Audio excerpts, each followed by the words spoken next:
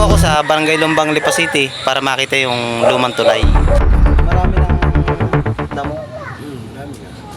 Ang kabang kaputol niya, ikaw, wala nang sahig talaga. Sinaraduhan na. Puro ano na.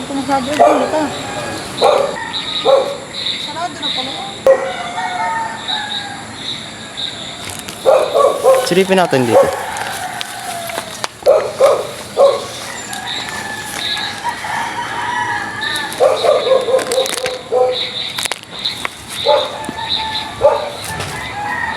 Hindi makita ng ayos dito sa parting ito.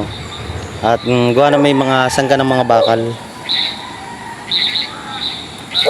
Yung mga bakal nandun pa rin, natitira pa rin. Pero yung kahoy niya wala na.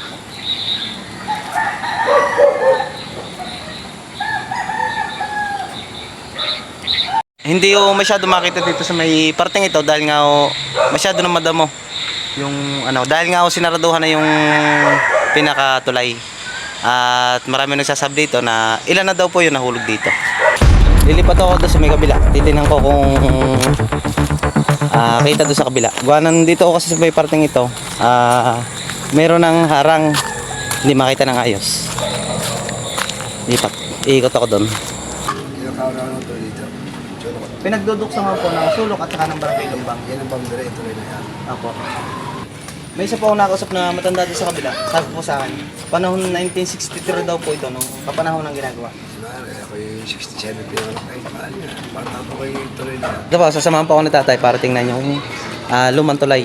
Dito sa pagitan ng Barangay Lumbang, Lipa City at Barangay Sulok, Santo Tomas, Batangas. Santa Cruz, Santo Tomas, Batangas pala. Mapapalayo mo pala. Ito po, nandito.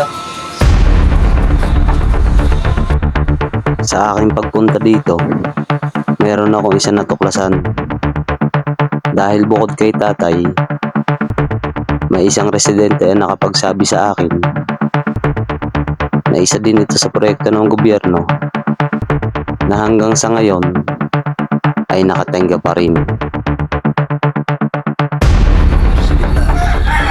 Tapos yun, nangyari naman, mga sahig naman ang sira. Mga sahig. Mga tablet dyan, mga kapalong, kaya kalalapad dun, no? Bali, 6. Tukso ko ng gandong.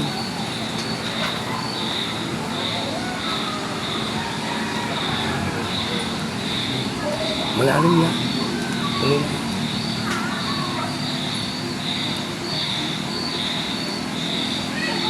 Gano'n sabi sa akin ni tatay doon sa kabila. 3 daw ang nahulog dyan. Yung isa daw nung siya bata pala. Ayun, hindi ko alam yun. Pero yung dalawa din Alam niyo yun? Patatlo, yun daw ang patatlo yung huli niya rin. bata Yung bata daw. Yun nga daw. Ayun. Yung una, hindi ko nang tanda yun. Sabi mo nga doon, Isak ang pangalan eh. Hindi ko naman tanda ng tawag. At tayo na nga po pangalan nyo? Royal Mission. Ayun po. Tayo Royal Mission, maraming salamat po sa inyong pagsama. Okay.